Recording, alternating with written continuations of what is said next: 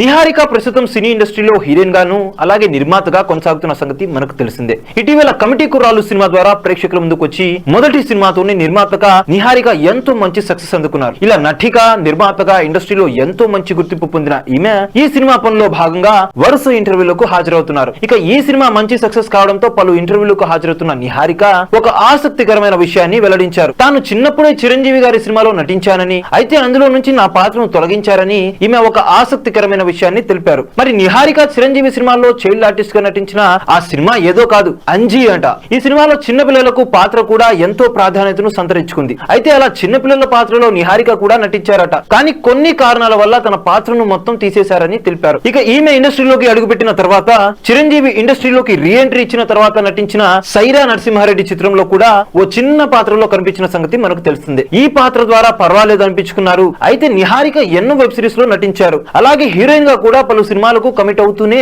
మరోవైపు నిర్మాతగా కూడా సినిమాలను నిర్మిస్తూ బిజీగా ఉన్నారు. యాంకర్ గా తన సినీ ప్రయాణం మొదలుపెట్టిన నిహారిక అనంతరం హీరోయిన్ గా ప్రేక్షకుల ముందుకు వచ్చారు. ఇక నటిగా ఈమె సక్సెస్ కాకపోవడంతో పెద్దలు కుదిర్చిన వివాహం చేసుకుని వైవాహిక జీవితంలోకి అడుగుపెట్టారు. అయితే తన వైవాహిక జీవితం ఎక్కువ కాలం పాటు కొనసాగలేదు. తన భర్తకు విడాకులు ఇచ్చిన నిహారిక తిరిగి ఇండస్ట్రీలోకి అడుగుపెట్టారు. ప్రస్తుతం నిర్మాతగా నటిగా కొనసాగుతున్నారు. ఇక మొదటి సినిమాతోనే హిట్ కొట్టిన నిహారిక తదుపరి ఎలాంటి సినిమా ద్వారా ప్రేక్షకుల ముందుకు రాబోతున్నారనే విషయంపై ఎంతో ఆసక్తి నెలకొంది. సో చూసారు కదా గైస్, మరిన్ని ఇలాంటి ఇంట్రెస్టింగ్ అప్డేట్స్ కోసం చూస్తూనే ఉండండి మా ఛానల్. మీరు కనుక మొదటిసారి మా వీడియోస్ చూసినట్టయితే మర్చిపోకుండా లైక్ చేయండి, షేర్ చేయండి, మా ఛానల్ ని సబ్స్క్రైబ్ చేసుకోండి, పక్కన ఉన్న బెల్ ఐకాన్ ని కూడా హిట్ చేయండి.